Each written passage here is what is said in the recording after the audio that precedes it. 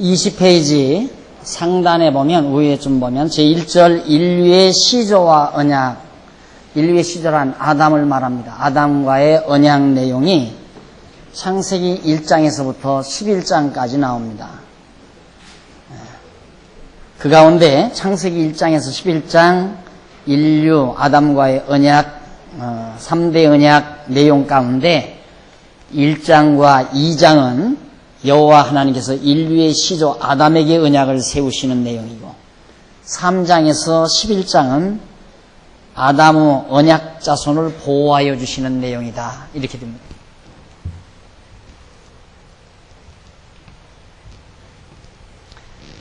(1장에서) 11장. 과거 공부하실 때 그 느낌을 그대로 다시 되살리세요. 그래서 아주 성경이 이렇게 체계적으로 되어 있어요. 아주 논리적으로 체계적으로 되어 있으니까 1장에서 11장까지가 시조와의 언약인데 1장에서 2장까지 하고 3장에서 11장까지 이 두 파트로 나뉘어져요. 여기는 시조 아담과 언약 내용이고 여기는 보호 내용이에요. 자, 하나님이 아담에게 언약하시고 그 언약을 이루시려면 그 자손들을 보호해 줘야 되잖아요. 언약 자손을 철저히 하나님께서 보호하시는 내용이 11장까지 나와요. 자, 이 내용이 사실인가 사실이 아닌가를 이제 우리가 하나하나 살피는데, 우리 조금 더 정리하고 나서 이쪽 21페이지의 상단에 보시면 아담과 언약을 수립하는 내용이 1장, 2장이라고 그랬어요. 나오죠? 1장, 2장이 아담과 언약을 수립하는 내용. 그런데 그 가운데서 1장 1절로 25절은 여호와 하나님께서 아담에게 3대 언약을 세우실 준비로, 자, 여기서 언약 보호, 하나님께서 아담에게 언약하시고 아담의 자손을 보호하시고 딱 나누는데, 그 가운데서 1장 1절로부터 26절 25절 1장 1절로 25절은 아담에게 3대 언약을 세우실 준비, 25절 여기는 준비 내용이에요. 준비. 무슨 준비? 언약 세우실 준비. 하나님께서 아담과 언약을 세우실 준비하는 내용이고, 그 나머지 26절로 2장까지 26절로부터 2장까지 딱 맞죠? 여기다 2장. 그러니까 1장에서 2장까지를 두 파트로 나누는데 1절로 25절까지는 언약을 세우실 준비, 하나님이 준비하시는 내용. 그 준비는 천지만물 다 창조하는 거예요. 왜? 아담에게 다 주어서 다스리게 하려고. 그래서 먼저 천지만물을 창조하심으로 언약 세우실 준비를 하는 과정입니다. 그리고 26절로부터 2장 마지막 절까지는 거기는 아담을 창조하시고 그에게 3대 언약을 세우시는 것. 언약 세우시는 내용. 준비하고 언약을 세우시는 내용이에요. 자, 1장과 2장이. 그렇게 간단해요. 그러니까 창세기 1장과 2장은 여러분들이 그동안까지는 하나님이 어떻게 천지를 창조하셨나 이렇게 의문을 가지고 접근을 해서는 안 되고, 하나님은 무엇을 어떻게 만들어서 아담에게 주시려고 하는가, 이렇게 여러분들이 의문을 가지고 접근을 하시면 정확하게 하시는 겁니다. 그런데 대부분의 많은 사람들이 창세기 1장을 대하면 하나님이 세상을 어떻게 창조하셨나 이것만 자꾸 알려고 그래요. 그게 중요한 게 아니라 세상을 어떻게 창조했느냐가 중요한 것이 아니라 아담에게 언약하실 준비를 어떻게 하셨는가라고 의문을 가지고 접근을 해야 창세기 1장을 제대로 본다, 그런 얘기입니다. 그래서 창세기 1장 내용이 치밀하게 안 나오는 거예요. 천지 만물을 창조하는 게, 이 복잡한 우주 천지를 창조하시는 일이 간단하게 25절로 끝나요. 아주 간단하게. 그러니까 이건 천지 만물의 창조의 비밀을 우리에게 다 알게 하려는 것이 아니라 하나님께서 그 모든 걸 지어서 아담에게 복으로 주려고, 아담에게 그걸 다 복으로 다스리게 하시려고 하나님께서 지어놓는 준비 과정이 바로 1절로 25절 사이다. 자, 그러면 이제는 어디까지 왔느냐면 여기까지. 이제는 이것도 치고. 자, 그러면 여러분들의 관심은 하나님은 아담과 언약하실 준비를 어떻게 하시는가? 1장 1절로 25절까지네요. 여기에 이제 생각을 집중을 하시면 됩니다. 하나님이 어떻게 준비하시는가? 그것이 21장 중간 조금 내려와 보면 한쪽 가로 1번 언약 수립의 준비 나오죠? 이제 책 보는 방법 아시겠죠? 이 책을 보는 방법. 전부 이런 방법으로 돼 있어요. 그러니까 누구나가 성경 공부 다 할 수 있게끔 돼 있어요. 아주 중요하게. 예. 아까는 막 성경 전체, 구약 성경 전체, 신약까지 다 이렇게 하더니만 쫙쫙 줄어들어서 이제 실제로 우리가 공부해 갈 수 있는 부분으로 쫙 접어들었어요. 아주 축소가 됐어요. 이제 거기서부터 우리 공부해 가는 겁니다. 자, 그러면 창세기 1장 1절로 25절은 여호와 하나님께서 아담에게 3대 언약을 세우실 준비를 하시는 내용이 1절로 25절까지인데 그 가운데 밑에 하단에 보면 양쪽 가로 1번 하늘 이의 세계를 창조했다. 아담에게 주시려고 하늘 위에 있는 세계를 다 창조해요. 하늘 위에 있는. 지금 이 하늘 위에 있는 것들이 있어요. 그걸 하나님이 지으셨다. 자, 넘어가서 아까 읽어드린 대로 22페이지 1장 1절로 5절 보면 첫째 날 나와요. 첫째 날.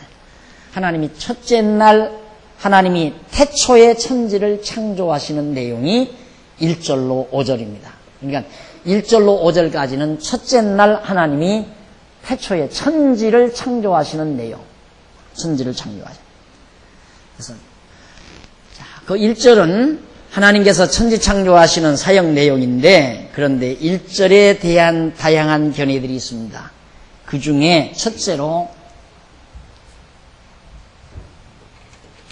이 태초에 천지를 창조하셨다 했을 때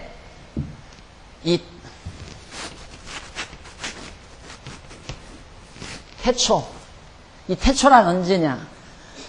이 시간의 시작이라고 생각하면 돼요. 시간의 시작. 근데 시간의 시작이라고 했을 때 지금 우리가 느끼고 있는 시간이 아니에요. 우리의 시간은 태양이 동쪽에서 막 밝게 떠오를 때 아니면 12시가 지나서 자정이 지나서 1초가 지나고 2초가 지나고 60초가 지나면 1분. 그때부터 시간이 시작되잖아요. 그런 의미의 시간이라고 생각하면 안 돼요. 왜냐하면 이 당시는 지구도 없는 때예요. 태양도 없는 때고. 그렇죠? 태양도 없고 지구도 없고 별들도 없고 아무것도 없는 데서 지금 시간이 시작되는 거예요. 그러니까 지금 우리가 생각하고 있는 시간과는 전혀 거리가 먼 시간관념이죠. 지금 봐도 우리는 어제도 그런 얘기했지만 우리는 지금 이 지구 땅에서 이 지구라는 세계에 살면서 하루가 24시간이라는 그런 고정관념으로 꽉 차 있어요. 그런데 24시간이 하루라고 하는 것은 우리가 살고 있는 이 장소에서 그렇지 북극 지역만 가도 6개월이 하루예요. 6개월이 낮이에요. 6개월. 12시간이 낮이다 하지만 북극 지역에 가면 6개월 동안 계속 낮이에요.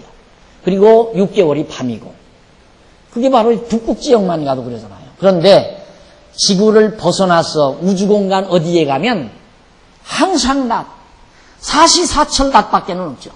그럴 거 아니에요. 아무것도 가리워지는 거이 없는데 우리가 지구에 사니까 지구가 빙 도니까 그러지. 예를 들어서 이런 우주선을 하나 타고 우주공간 어디에 가서 딱 있다 했을 때는 태양이 지는 날이 없잖아요. 그러니까 항상 대낮뿐이죠. 거기서는 시간관념조차도 없어져 버리는 거예요. 그러니까 여기서 태초란 말이 시간의 시작이라고 했을 때 그 시간을 우리가 지금 생각하는 그런 시간으로 생각해서는 안 된다. 그래서 아까 제가 전 시간에 말했듯이 이 지구가 뭐 수억 만 년이 됐다라고 했을 때 그 수억 만 년이란 말은 우리 지구에서 느끼고 있는 시간 개념을 말하는 거예요. 그런 시간 개념으로 수억 만년을 환산하는 거라 이 말입니다. 그러니까 얼마나 아주 이미 고정화된 시간으로 우주의 연대를 측정했는가 알 수가 있죠. 이게 적어도 우주 연대를 이 지구의 연대를 측정하려면 우주적인 시간관념으로 측정을 해야 돼요. 그런데 지구에서 느끼는 시간 개념으로 지구의 연대를 측정한다고 하는 것은 어불성설이죠. 그건 잘못된 거라 이 말이에요. 결국 우주의 연대 측정하려면, 지구의 연대를 측정하려면 우주의 시간관념, 우주적인 시간관념을 가지고 측정을 해야 되는데, 우주적 시간관념이란 누구도 그걸 어떤 한계를 지을 수가 없잖아요. 뭘 가지고 어디에 기준을 정해가지고 1시간이다, 2시간이다, 1년이다, 2년이다 할 수 없다 이 말이에요. 우리가 이 땅에 살면서 하루다 하는 것은 지구가 한 바퀴 도는 날이거든요. 그런데 여기 지금 첫째 날, 그 제목에 보면 1장 1절로 5절에 보면 첫째 날 하나님이 태초에 천지를 창조하셨다. 그 본문 한번 읽어보시면 태초에 하나님이 천지를 창조하시니라. 땅이 공허하고 혼돈하며 흑암이 깊음 위에 있고 하나님의 신은 수면 위에 운행하시니라. 하나님이 가라사대 빛이 있으라 하시매 빛이 있었고 그 빛이 하나님 보시기에 좋았더라. 하나님이 빛이 어두움을 나누사 빛과 어두움을 나누사 빛을 낮이라 칭하시고 어두움을 밤이라 칭하시니라. 저녁이 되며 아침이 되니 이는 첫째 날이니라.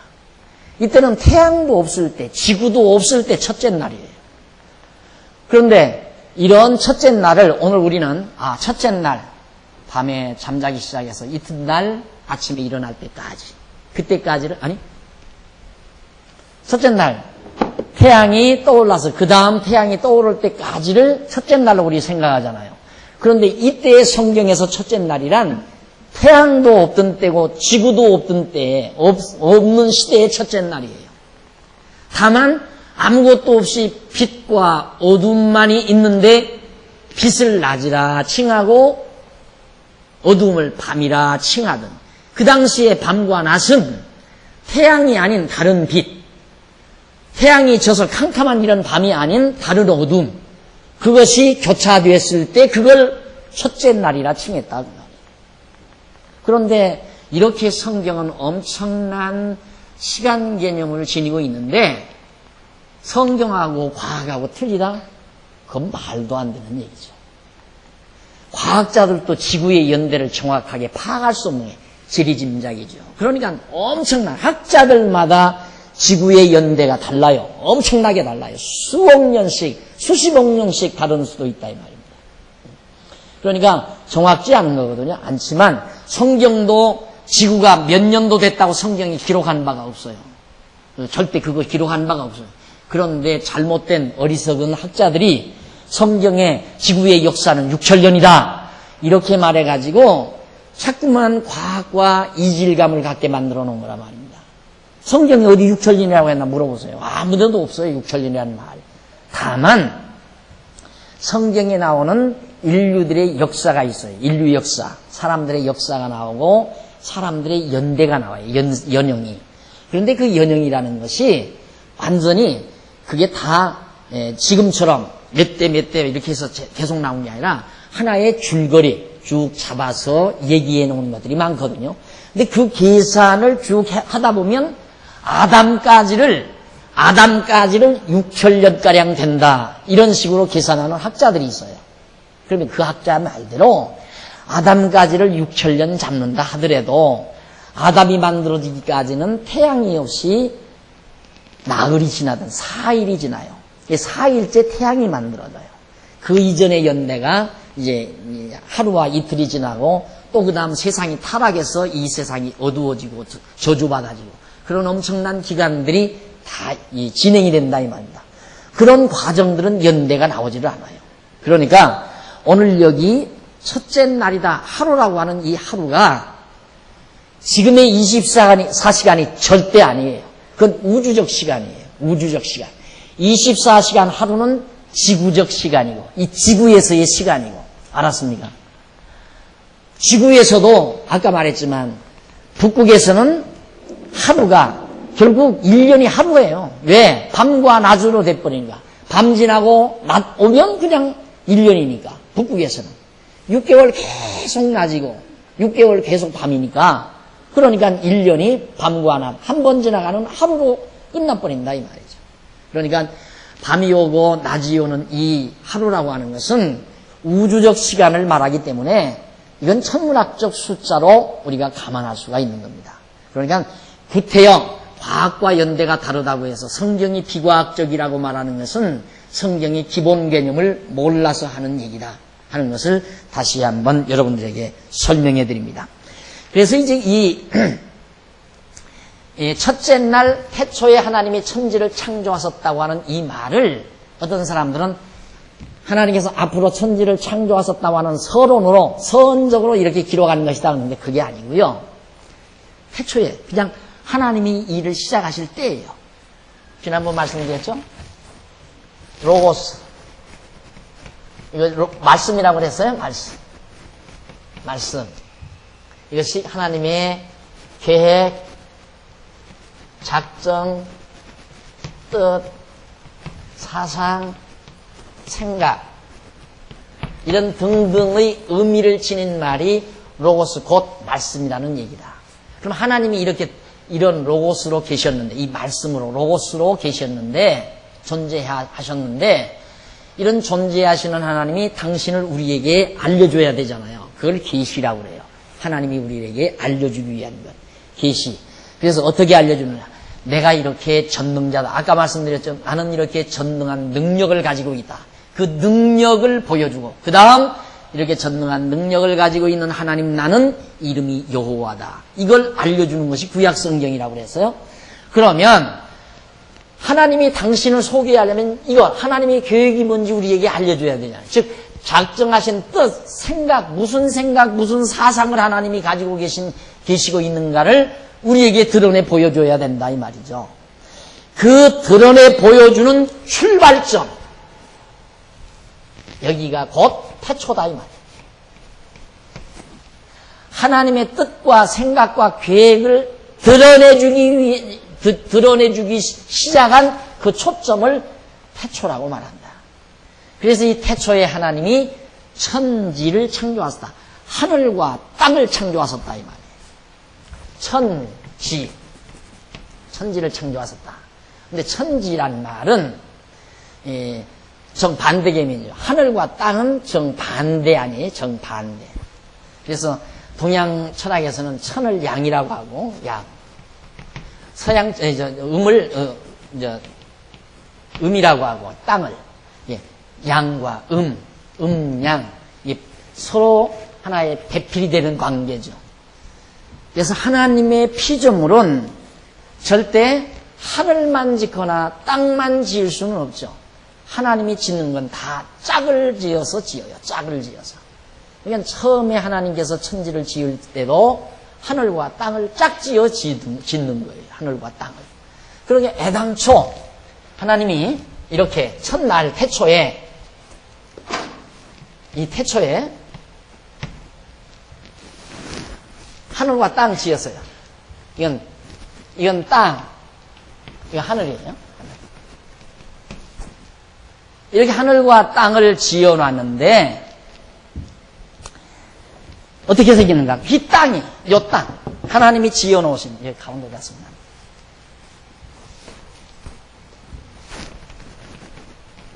하늘, 여기는 땅. 땅을 지었는데 이 땅이 어떻게 생겼는가? 공허하고 혼돈하고 흑암하고 흑암이 깊음 위에 있고 하나님이 하늘과 땅을 지었는데 이 지어놓은 땅이 공허해요. 공허하다는 말은 아무것도 없어요. 땅을 지키는 지었는데 아무것도 없다. 텅 비어있다 이 말이에요. 그리고 혼돈, 아무 질서가 없어요.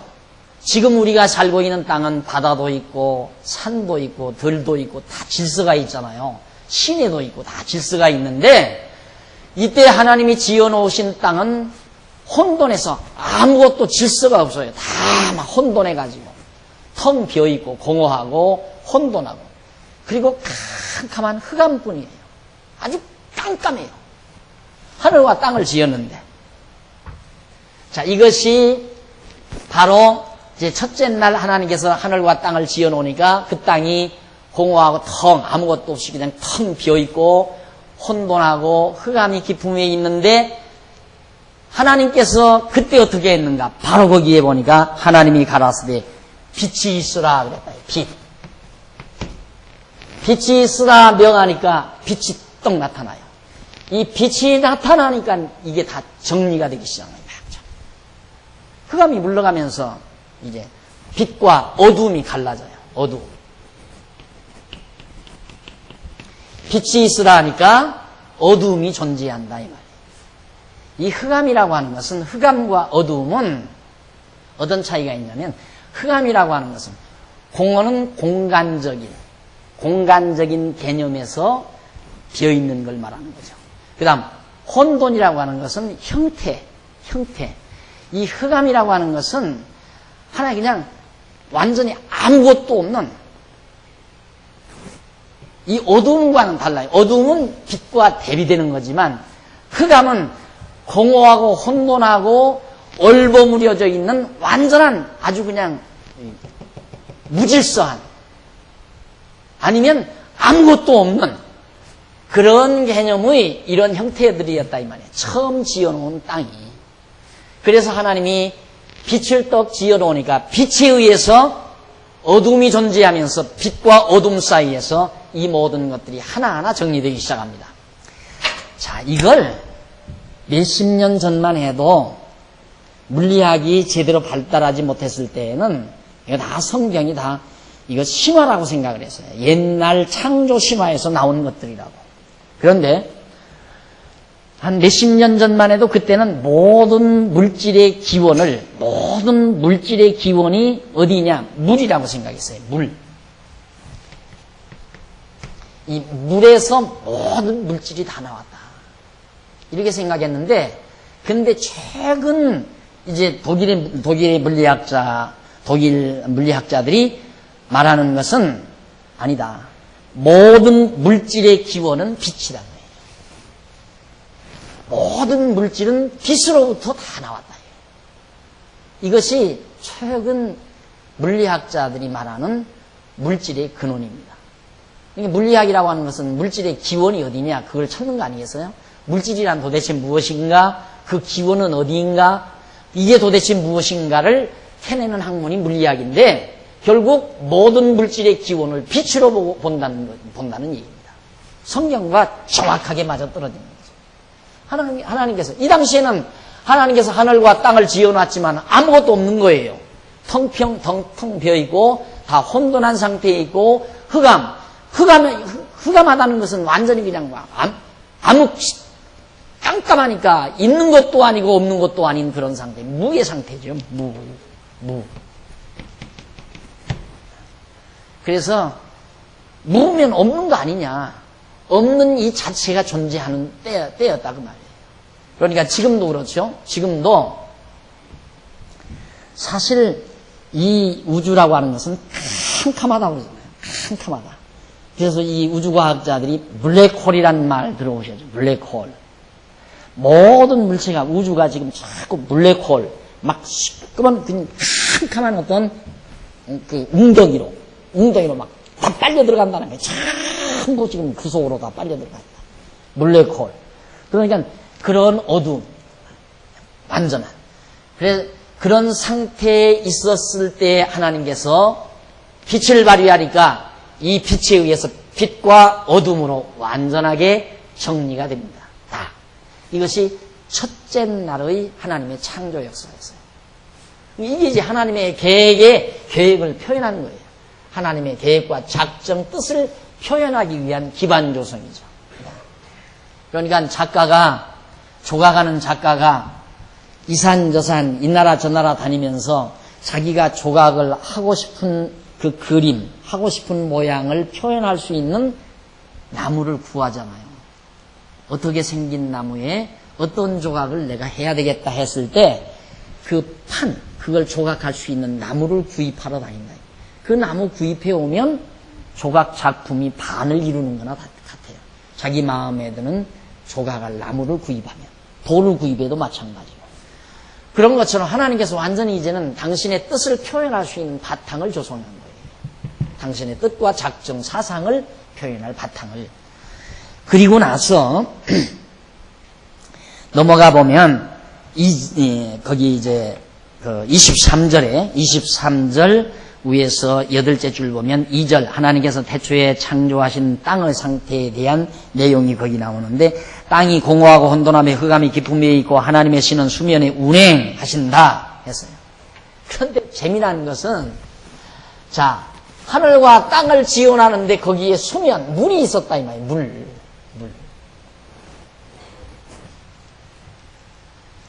물이. 그러면 결국은 무슨 얘기입니까? 하나님께서 하늘과 땅을 지었는데 땅은 완전히 물로 꽉 차 있었다.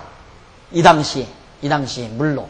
여기서 이제 우리가 물 해도 우리는 수돗물 생각하잖아요. 바닷물, 그 다음 시냇물, 이렇게 생각하죠. 그런데 여기서 물이라고 하는 것은 이렇게 정돈된 물이 아니죠. 지금처럼 이렇게 정돈된 물이 아니라 혼돈하고 공허하고 흑암이 깊음 위에 있는 그런 물. 아직 정돈되지 못한 상태에서의 그런 물이 있는데, 그 수면 위에 하나님의 신이 여기를 운행하셨다 이 말이에요. 하나님이 늘 거기를 운행하시고 섭리하시고 다스리셨다, 그런 얘기입니다. 그러니까 이건 태고적 얘기예요. 아주 태고적. 그러니까 이것이 이제 우주의 출발이고, 우리가 살고 있는 이 우주 공간이 출발할 상태의 태초의 하나님께서 천지 창조를 시작할 때 초기의 첫째 날 상황이었다. 근데 중요한 건 이때 태양이 없었다. 태양이 없었으면 공전과 자전도 없는 거죠. 공전과 자전은 태양계 안에서 태양을 중심으로 지구가 돌면서 자전하고 공전하면서 이렇게 할 때 자전과 공전이 생기므로 하루가 생기는 그런 하루하고는 본질적으로 거리가 먼 첫째 날이었다. 이걸 항상 명심하시기 바랍니다. 이걸 모르니까 자꾸만, 아까도 말씀드렸지만 성경과 과학은 멀다. 자꾸 그렇게 생각을 하는 거예요. 그게 아니고 도리어 과학자들이 어디에서 연구 주제를 찾아내는가. 과학자들이 전부 물리학도 마찬가지고 모든 학자들이 성경에서 그 근거, 법률학자들도 성경에서 그 어떤 가정을 찾아낸다고 하잖아요. 그러니까 학문하는 방법이 도대체 무엇일까? 무엇은 무엇일까? 이 하나의 가정을 하잖아요. 가정. 이럴 것이다 라고 하는 해답을 해놔요. 무엇은 이럴 것이다 라고 가정을 해놓고 그 가정이 맞는가 안 맞는가를 추적해서 그거를 내가지고 연구하는 게 학문 방법인데, 가정을 어디서 찾느냐면 성경에서 찾는 경우가 많다고 말이에요. 성경에서 찾는 경우가. 그러니까 바로 빛에 의해서 모든 물질이 됐다. 물에서 나왔다. 근접하잖아요. 모든 물질은 물속에서 나왔다. 이것도 근접한 얘기예요. 그런데 빛으로부터 나왔다. 이것도 아주 그럴듯한 얘기예요. 그래서 빛과 물이라고 하는 건 중요합니다. 그런데 실제 우리가 이 지구상에서도 물과 태양빛만 있으면 묘하게 발생합니다. 물과 태양빛만 있으면. 거기에서 뭐가 나오는가? 물과 태양빛 속에서는 푸른색이 돋기 시작해요. 푸른색이. 이게 녹조 현상이라고 그러죠. 그것이 발전하게 되면 이제 거기에서 뭐 이기 같은 어떤 그 생명력들이 나오게 되고, 거기에서부터 이제 무슨 하나의 초목이 자라나게 되고, 이런 현상들. 이 빛과 물만 있으면 생명이 움트는 거예요. 그래서 지금 우주과학자들도 물기 있는 걸 찾아서 어디에 이 해성 속에, 이 태양계 별들 속에 물 있는 별이 없을까. 그래서 거기를 개발을 해서 자기들만 오염되지 않은, 공장 폐수로 오염되지 아니한 그 살기 좋은 세계를 만들고 거기서 오래오래 죽지 않고 살고 싶어서. 그래서 그걸 찾아서 돌아다니잖아요. 물기 있는 별만 찾으면 된다 이거예요. 물만. 그만큼 물이 중요한 겁니다. 그런데 성경은 벌써 물, 빛 이게 나오잖아요. 모든 우주의 근원입니다. 만물의 근원. 만물의 근원은 물론 하나님이지만 하나님께서 지으신 빛과 물, 이것으로부터 모든 만물이, 이건 물리학과도 그냥 맞아떨어지는 내용이에요. 실제 물리학. 생물학과도 맞아떨어지고. 그래서 우리 큰딸이 생물학을 한다고 해서 해라. 네가 하면 나한테 도움이 된다. 그랬더니 생물학 해보더니만 대학에 가서 맨날 쥐만 기르다가 쥐 밥 주다가 쥐 배 가르다가 그러다가 나와가지고 마시다 가버렸어요. 4년 동안 하얀 쥐만 그놈 밥 주고 기르다가 그놈 길러서 배 가르고 그냥 뼈 골라내고 그냥 창시 골라내고 이러다가 나왔단 말이에요. 그게 생물학이에요. 그럼 무슨 재미가 있겠어요? 정말 과학적이에요. 그게 과학자들이 성경을 제대로 알면 안 놀랄 수가 없죠. 그래서 성경적 과학자들이 요즘에 많이 나타납니다. 그래서 과거에는 진화론자들이 많았는데 창조과학이라는 거 우리나라 만들어졌고요. 또 정말 기독교 신자들 가운데서 이 물리학자들도 많고 생물학자들도 많고 과학자들이 엄청 많습니다. 그들이 바보라서 그러는 게 아니거든요. 다 확인이 되니까 그런 거죠. 그러니까 성경은 절대 비과학적인 것이 아니다. 도리어 성경적이어야 과학적이에요. 이게 과학이란 뭐냐? 하나님께서 창조해 놓으신 원리를 인간의 두뇌를 통하여 찾아진 만큼을 과학이라고 그래요. 발견한 만큼을. 근데 아직 찾지 못한 부분이 너무너무 많거든요. 그런데 성경을 갖다가 과학으로 비판한다는 건 말이 안 되잖아요. 성경을 과학으로 비판하려고 하는 것은 유치원생이 학박사의 논문을 검열한다는 것과 똑같은 얘기예요. 그럴 거 아니에요? 어떻게 유치원생이 학박사 논문을 검열을 해요? 말이 안 되는 얘기죠. 그러니까 성경적이어야 진짜 과학적이다 그 말이에요. 그래서 성경과 과학은 절대 괴리를 빚지 않는다. 철저히 과학적이에요. 자, 이래서 천지 창조부터 이렇게 너무너무 과학적이라는 사실을 알 수 있습니다.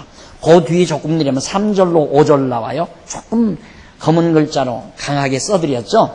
밑에서부터 11번째 줄 23페이지 3절로 5절을 보면 하나님께서 빛이 있으라고 명하사 빛과 어둠을 나누어 놓으신 섭리 내용인데 하나님께서 빛을 낮이라 하시고 어둠을 밤이라고 칭하는 내용 아까 설명을 해드렸어요. 그런데 우리 여기 한번 잠깐 그 밑에 줄바꾼데 보시면 이에 대하여 요한복음 1장 4절로 5절과 요한계시록 21장 26절을 보면 예수 그리스도를 빛으로 언급하시기도 하셨고 사도 바울은 고린도후서 4장 6절에서 어두운 데서 빛이 있으라 하시던 그 하나님께서 예수 그리스도의 얼굴에 있는 하나님의 영광을 아는 빛을 우리에게 마음에 비추어 주셨다.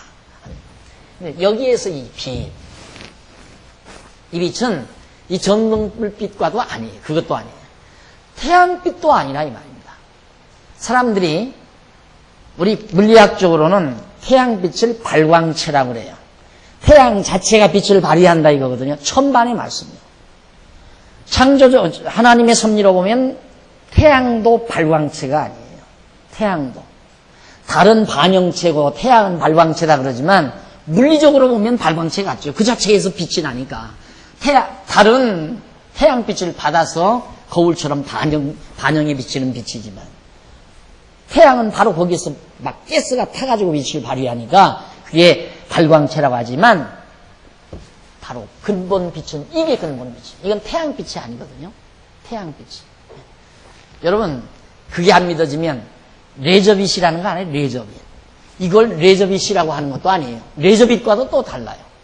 요즘에는 레저빛 광선으로서 레저 광선으로서 수술을 하잖아요. 눈에 하나도 보이지 않는데 뭘 쓱 지나가면 그냥 다 갈라져요. 막. 살도 다 갈라지잖아요. 레저 광선으로 수술을 하잖아요. 아무것도 안 보이는데 빛이 안 보여요. 빛이 안 보이는데 수술이 다 된다. 눈으로 안 보이는데. 우리 물리적으로도 레저 광선이라는 빛이 있잖아요. 이 빛은 레저 광선보다도 차원이 또 다른 빛이라 그 말이에요. 이걸 예수님께서는 사도 바울은 태초에 어둠 가운데 빛이 있으라 하시던 하나님께서 우리 마음에 빛을 비칠 수 있는 그리스도의 빛을 우리에게 비추게 하셨다. 고린도후서 4장 6절에 어두운 데서 빛이 있으라 하시던 그 하나님께서 예수 그리스도의 얼굴에 있는 하나님의 영광을 아는 빛, 하나님의 영광을 아는 빛을 우리 마음에 비추셨느니라. 우리 마음 속에 비치는 빛. 그 빛과도 또 다르다 이 말이에요. 그러니까 이게 하나의 모형이에요. 그러니까 예수 그리스도가 이 땅 위에 빛으로 오실 하나의 모형적 빛이 바로 이 첫날의 빛이든 빛이 있으라. 그리고 빛이 있으라 함으로 어둠이 나타나듯이 밝은 빛으로 오실 예수 그리스도가 이 세상에 빛으로 오심으로 어두운 백성과 빛의 백성이 딱 갈라지는 것과 똑같은 원리입니다. 같은 원리. 그러니까 여기에 이 빛이 지금 뭐 태양빛이나 전등불빛이나 이렇게 생각하면 안 돼요. 얼마나 심오하고 깊이 있는 빛인가를 우리는 알 수 있죠. 이때 태양이 없었을 때라니까. 아무것도 없었을 때 하나님께서 하늘과 지금 우리가 공중에 파란 하늘 그 하늘도 아니에요. 이 땅도 우리가 살고 있는 지금 바다와 육지와 시내가 있는 땅이 아니라 말입니다. 그래서 이걸 바로 천상계라고 그랬잖아요. 아까 처음에 제목에서 제가 말씀드렸죠. 하늘 위의 세계, 우리가 살고 있는 이 하늘 위의 어떤 세계를 하나님이 지어 놓으신 것이다. 이게 이지야 우주과학에서 알잖아요. 지난번 호킹이 와가지고 서울대에서 특강을 하는데 호킹이 11차원을 얘기했다고 그래요. 11차원을 얘기했다고 그러는데 차원 맞습니까 이거? 11차원을 얘기했다고 그러는데 이건 수로 헤아리면 안 돼요. 그러니까 너무너무 많으니까 보통 우리들이 물리학자들이 얘기하는 게 뭐 4차원, 5차원 정도는 보통 얘기합니다. 4차원, 5차원 정도는 얘기하는데 갑자기 와서 11차원 얘기하니까 어안이 벙벙해 버립니다. 나는 호킹 머릿속에 들어갔다 오진 않았지만 호킹이 말하고자 하는 21세기의 유일한 대단한 석학인 호킹 박사가 물리학자가 와서 11차원을 얘기했다고 하는 것은 우주의 신비란 한도 끝도 없다는 말이에요. 내가 볼 때. 우주의 신비라고 하는 인간의 두뇌를 초월하는 것이다. 벌써 우리 인간은 4차원만 넘어가도 우리 인간의 두뇌 차원을 넘어서는 차원이에요. 이 4차원만 넘어가도. 근데 우리는 우리 두뇌, 이 좁은 두뇌로 이해하는 것만 존재한다고 자꾸 생각하니까 사람이 옹졸해져 버리는 거죠. 우리가 이해하는 건 아주 적은 부분이에요. 아주 적은 것. 지엽적이고 부분적인 거라 이 말입니다. 그러니까 호킹이 11차원 얘기한 것은 인간의 인식 한계를 넘어선 차원이다. 이 우주라고 하는 것이. 그러니까 우주의 신비를 그런 하나의 수학적 용어를 써서 표현한 것이다. 저는 그렇게 인식을 해요. 왜 11차원 뿐이겠습니까? 110차원, 1010차원, 수십억 차원으로 얼마든지 치솟아 올라갈 수 있죠. 따지고 보면. 그게 뭐냐? 바로 시간과 공간과 형상을 초월한 영원 개념이에요. 영원이라고 하는 개념. 조금은 여러분 머리가 혼란스럽겠지만 여기서 여러분들이 정리하고 넘어가야 할 건 절대로 여러분들이 손으로 만지고 눈으로 보고 내가 확인할 수 있는 것만 존재한다고 하는 이런 아주 유치원생적 인식 한계는 벗어나야 된다. 그래야 성경 공부할 수 있다 이 말이에요. 내가 손으로 만져봐야 이거 있다. 눈으로 보여야 있다. 이런 차원으로 얘기하면 여기 성도대학생이 안 된다 이 말이에요. 유치원 가서 공부해야지. 적어도 성도대학에서 공부하시려면 호킹이 말하는 11차원 정도와 도대체 뭘 말하려고 하는 건가. 이 빛도 지금 태양빛도 아니고 레저광선도 아니고 레저광선도 눈에 안 보이는데 이 빛이 눈에 보이겠어요? 말도 안 돼요. 예수님이 이 땅에 오셨는데 거기에 무슨 빛이 있어요? 그러니까 로만 캐토릭 같은 데서는 예수님을 이렇게 그려놓고는 여기다가 허옇게 색깔을 칠해놓죠. 이렇게 훤하게 이렇게. 이게 얼마나 꼭 유치원 아이들이 엄마 그려놓으라면 엄마 그려놓으면 꼬불꼬불 이렇게 해서 동그랗게 해놓고 눈 동그랗게 이렇게 그리는 그림이나 똑같은 거죠. 자기 엄마 그리라니까. 엄마 머리가 곱슬곱슬하니까. 예수님을 왜? 예수님이 영광의 빛이 난다니까. 여기 영광 머리 위에 훤하게 이렇게 그려놔가지고 이게 예수 그림이라고 그런 식으로 얘기를 하는 아주 유치하기 짝이 없는 그림이에요. 눈으로 보이지 아니하는 빛을 인정할 수 있어야 돼요. 내 눈으로 보이지 아니하는 세계가 존재한다는 것 인정이 돼야 돼요. 이마만큼 창조기사라고 하는 것은 엄청난 내용을 함축하고 있다는 것을 일단 여러분들에게 전해드리고 싶어서 드리는 말입니다. 넘어가서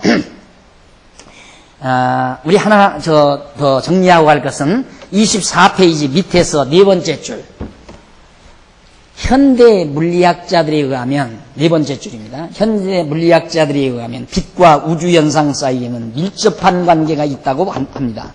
빛은 에너지의 일종이다. 빛이란 뭐냐? 에너지의 일종. 예. 여러분, 지금 이 우주, 이 끝없는 우주 공간이 과거에는 다 텅텅 비어 있다고 생각했잖아요. 다 텅텅 비어 있었다. 텅 비어 있고, 지구가 이렇게 존재하고, 별들이 존재하고, 텅텅 비어 있는 상태에서. 이제는 그게 아니잖아요. 우주가 꽉 차 있다, 이거예요. 모든 게 꽉 차 있다. 그래서 그걸, 과학적 용어로 에테르라고 그러는데, 에테르라고 하는 물질로 이 우주가 꽉 차 있다. 전부 꽉 차 있다. 우리는 지금 여기 비어 있다고 생각하죠. 이 공간이 지금 비어 있다. 아니다. 여기 꽉 차 있다, 이 말이에요. 전부가 꽉 차 있다. 뭘로? 에테르라고 하는 물질로. 그러니까 지금 이 전등 불빛이 이 방 안에 있는 것만도 저 불빛도 이게 물질이거든요. 불빛 자체도 물질이에요. 소리도 물질이고 색깔도 컬러도 물질이고. 이게 어제 말씀드렸나요? 방송국에서 색깔을 보내주잖아요. 어디로? 우리 안방으로. 그러니까 안방 텔레비가 있는데 빨간색, 파란색, 노란색 다 나와요. 방송국에서 컬러 그 물질이 온 거에 내 방 안으로 들은 거라 그 말입니다. 그 물질이. 그런데 우리는 물질을 내 손으로 쥐어줘야만이 물질이라고 생각합니다.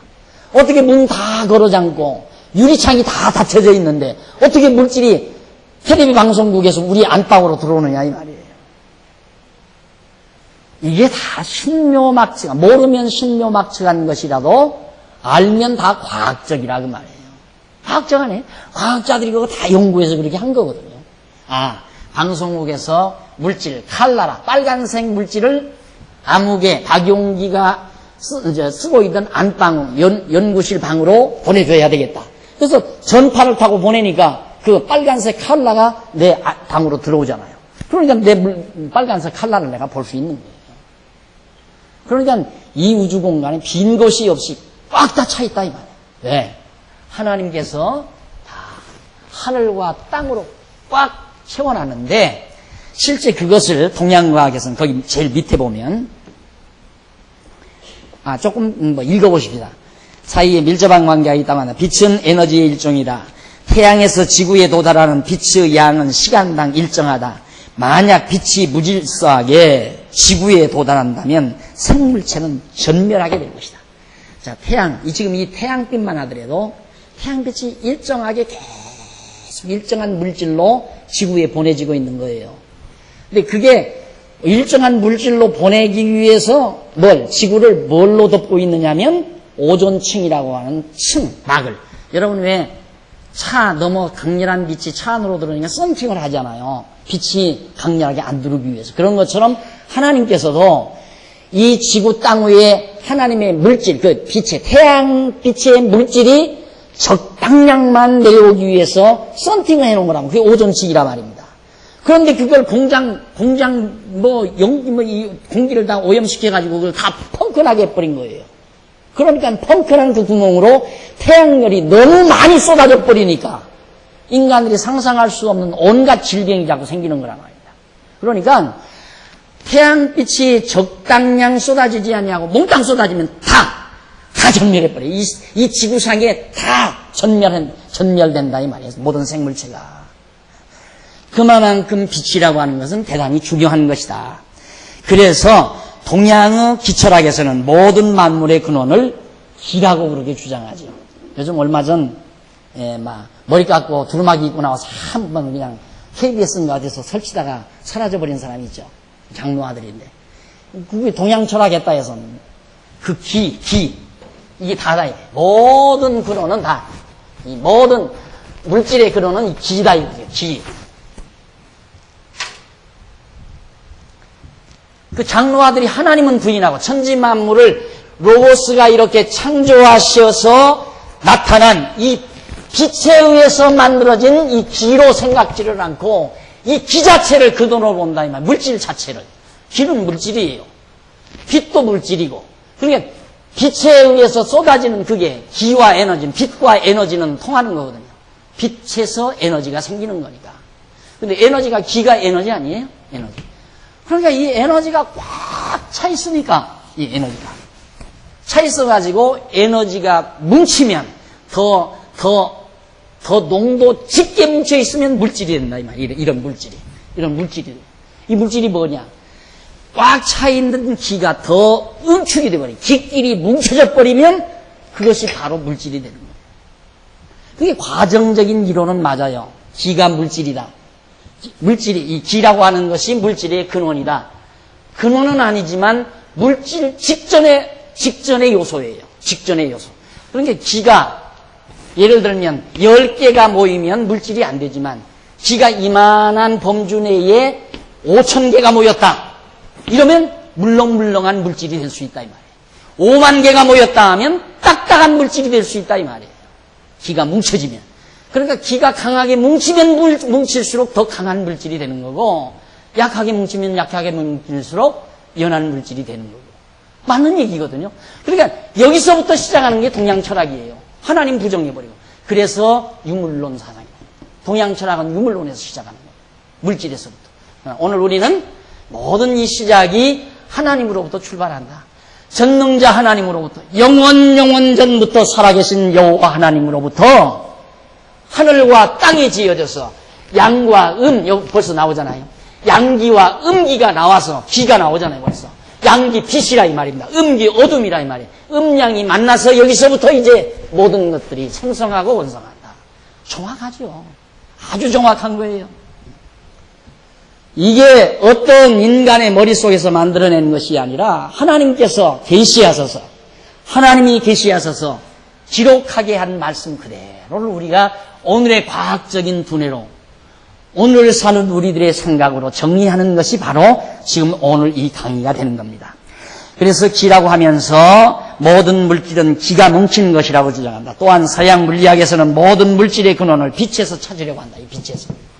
결국 물질의 근원은 빛도 아니고 기도 아니고 어둠도 아니고 하늘도 아니고 땅도 아니고 결국 하나님이에요. 모든 것이 성경은 그래. 모든 것이 하나님으로부터 나와서 하나님으로부터 말미암고 하나님께로 다 돌아간다. 결국 하나님이라는 뭐야? 영원하신 존재거든요.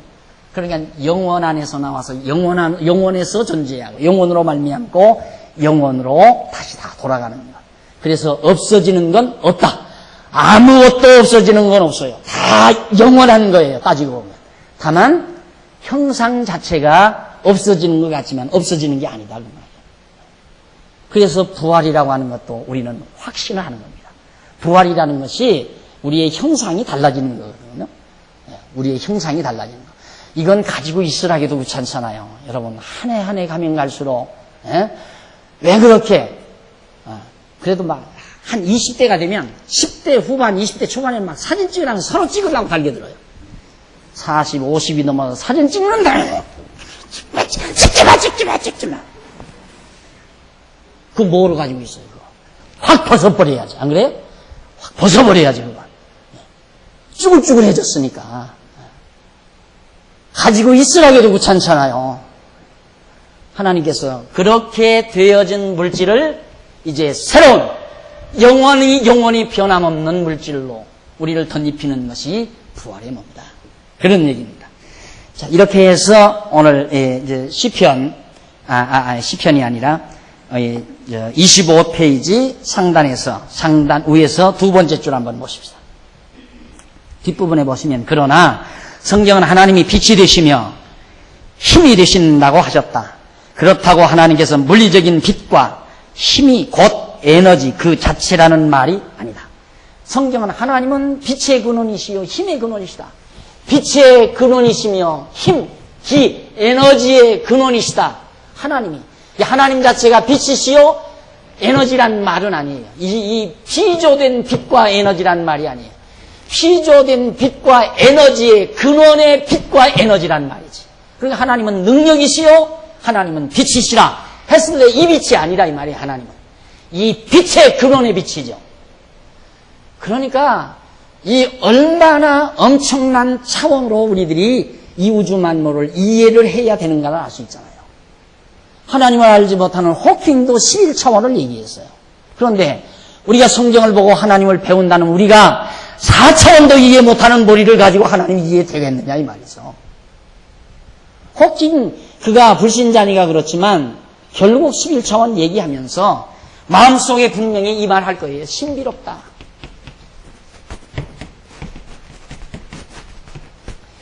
참으로 신비롭다. 이 우주가 너무너무 신비롭다 이 말이에요. 그 말은 뭐예요? 신의 비밀스럽다. 비밀스러운 신의 섭니다. 그 말이에요. 신비란 말. 그러니까 어떻게 설명할 수 없으니까 11차원 하니까 다 뻥 해버려. 뻥. 모든 학자들이 도대체 11차원이 뭐냐. 그러나 호킹만은 자신이 느끼는 거예요. 그 말 한마디 못하고 정말 불구인 호킹이 머리가 그렇게 좋다고 하잖아요. 머리가. 그래서 세계적인 20세기 물리학자인데 그가 서울대학에 와서 한마디 터뜨린 거예요. 우주는 11차원. 그 말은 11차원은 벌써 수로 계산한 것 자체가 불가능한 거예요. 어떻게 영원한 하나님의 섭리를 갖다가 수학적인, 이 수라고 하는 것은 전부 물리세계거든요. 이 피조세계란 말입니다. 이 피조세계의 개념을 가지고 어떻게 영원하신 하나님을 설명할 수 있겠습니까? 그러니까 영원하신 하나님의 섭리는 수적인 것으로 표현할 수 없기 때문에 결국 4차원, 5차원 더 나가서 11차원으로 뛰어넘어 버린 거예요. 십진법을 넘어서서 얘기한 거라 이 말입니다. 무한대 차원이 아니라 무한대 차원. 이 말을 성경적으로 말하면 영원 차원. 영원 차원이라고 설명하면 정확하게 맞을 거예요. 그래서 아마 호킹의 마음속에는 과연 11차원을 얘기했지만 신비롭단 말 마음속에 간직하고 있었을 거예요. 말은 못하지만. 이만큼 하나님의 세계가 대단하고 정말 웅장하다는 사실. 여기에 빛과 기, 능력, 에너지, 능력, 아니 빛과 능력, 이건 다 관계가 있다고 그랬는데 하나님은 빛의 근원이시요 능력의 근원이시라. 이 빛과 이 능력의 근원이면서 하나님은 빛이시요 능력이시라 했을 때는 이 빛과 이 능력이 아니다 그 말이에요. 더 그 이상의 차원이 높은 영원한 능력, 영원한 빛이라 그 말이죠. 하나님.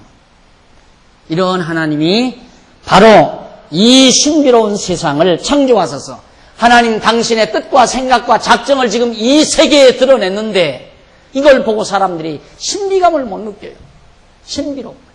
이걸 보고도. 이 신비로움만 느껴도 신이 없단 말 못하죠. 신 없이 어떻게 이런 신묘막측한 세계가 존재할 수 있을까? 도저히 불가능한 거죠. 그래서 이 세상만 보고도 하나님의 존재를 믿을 수밖에 없지만 사람들은 하나님이 있다고 생각하는 사람이 없는 것이 문제라는 거예요. 그만큼 사람들의 머리가 우직스러운 거죠. 자, 넘어가서 1장 6절로 8절, 25절, 25페이지 중간에 보시면 둘째 날입니다. 둘째 날. 둘째 날 궁창인 하늘로 아랫물과 윗물로 나누심 하는 내용이 나와요. 하나님이 가라사대 물 가운데 궁창이 있어 물과 물을 나누라. 자, 여기 이제 물이 땅이 공고하고 혼돈하고 흑암이 깊음에 있는 상태에서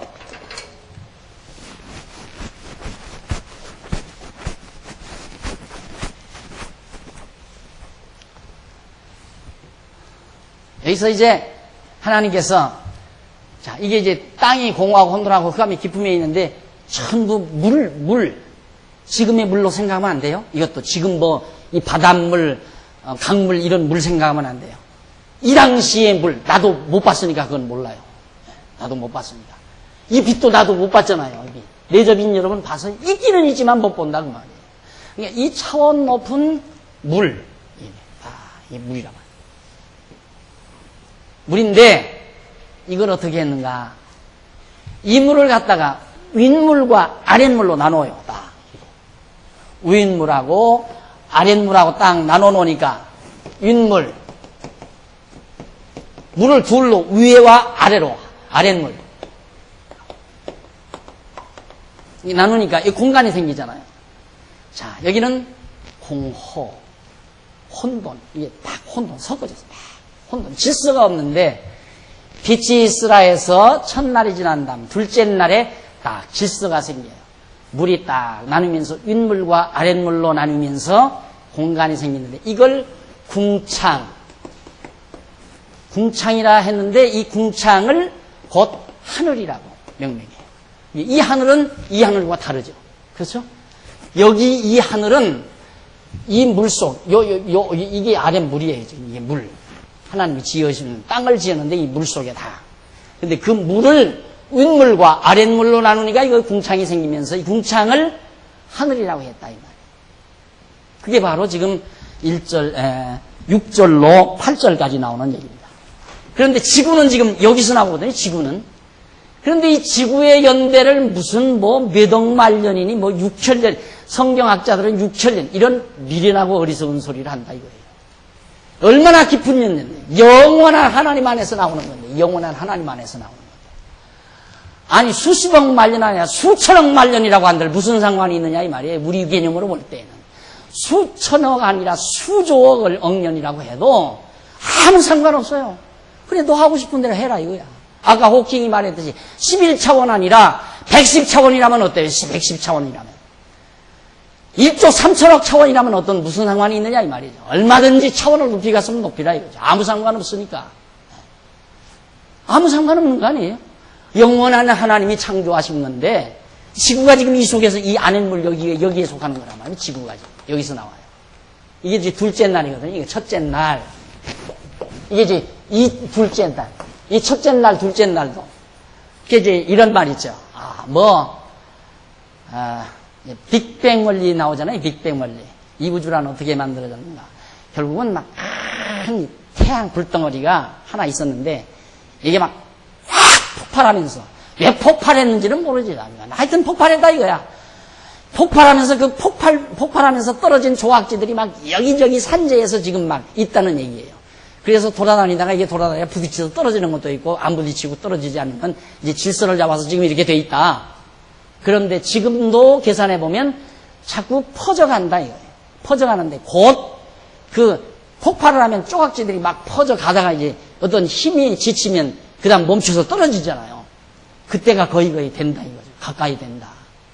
그래서 이제 우주는 색다른 현상이 나타날 가능성이 있다. 왜? 별들이 막 이제 여기서 폭발을 해가지고 쭉 뻗어서 이게 지금 예를 들어서 서백별이라고 하시다. 여기까지 왔어요. 왔는데 여기까지 올 때는 힘이 미쳤는데 이제는 더 이상 갈 힘이 떨어졌으니까 이게 일로로 떨어질 건지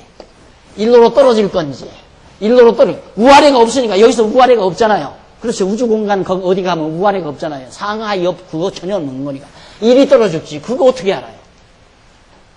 보나마나 여기 가만히 있는 거죠. 만약에 이게 더 가지 않는다면 떨어지기는 어디로 떨어져요. 아무 데도.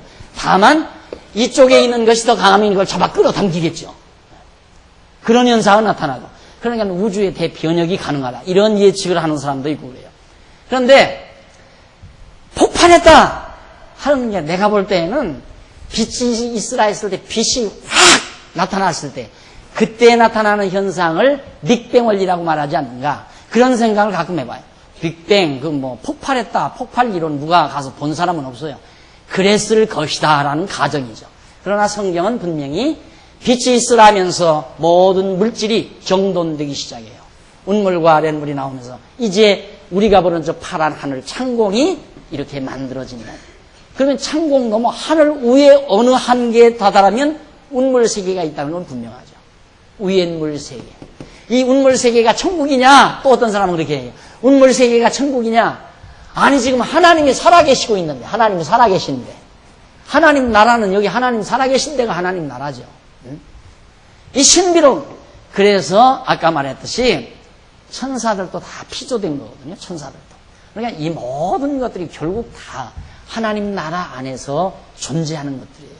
하나님 나라 안에서. 이게 다 하나님 나라에 존재하는 것들이라 이 말이에요. 그러니까 오늘 우리가 살고 있는 이 세상 지구 땅덩어리 이게 다인 줄 아는 그런 옹졸한 마음 가지고는 성경 공부할 생각하지 마세요.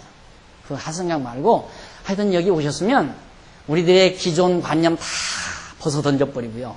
우리의 머리도 한껏 튀어버리고요.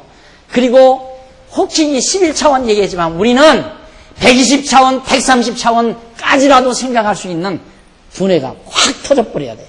그래야 시원해요. 그래야 총명해지고 맑아지고 마음이 후련해지고 답답하지 않고. 안 그래요?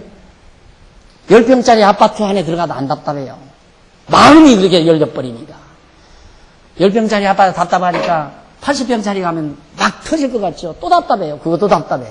안 터지면 동해 바닷가 나가도 답답해요. 동해 바닷가 가서 바다를 바라봐도 답답하다 그 말이에요. 가슴이 안 터지니까. 그래서 여러분 하여튼 이제 우리 성도대학 수업이 시작이 됐으니까 앞으로 열심으로 시간마다 우리 창조론에 대해서 계속 공부하고 하나님의 섭리를 확인해 가면서 신묘막측하다는 감동과 함께 여러분의 삶이 점점 더 값지고 아름답고 정말 신나는 삶으로 변모되기를 기대합니다. 기도하십시다. 자비로우신 하나님 아버지, 은혜와 사랑을 감사합니다. 오늘 또 하나님께서 저희를 부르시고 하나님의 귀한 말씀을 함께 상고하도록 역사하셨습니다. 영원하신 하나님이 이 피조세계를 지어놓으시고 이 모든 만물을 둘째 아담 예수 그리스도에게 첫 아담에게 주어서 둘째 아담으로 하여금 다스리고 지배하도록 섭리하시려는 하나님의 놀라운 계획과 작정과 뜻을 확인해 봤습니다. 아버지 하나님이여, 우리 말씀을 배우면 배울수록 좁은 마음이 넓어지게 하시고 답답했던 우리의 마음이 시원하게 하시고 우리의 무지했던 두뇌가 명석하게 하소서. 하나님의 백성으로 정말 진리 안에서 자유함을 얻는 귀한 종들이 되도록 역사하시옵소서. 연보했습니다. 참여한 자나 참여하지 못한 모든 자에게 주의 은총이 함께 하시고 드려진 연보는 복음 수호와 진리 수호와 전파의 소중한 매체가 되어지도록 역사하시옵소서. 예수님 이름으로 기도드립니다. 아멘.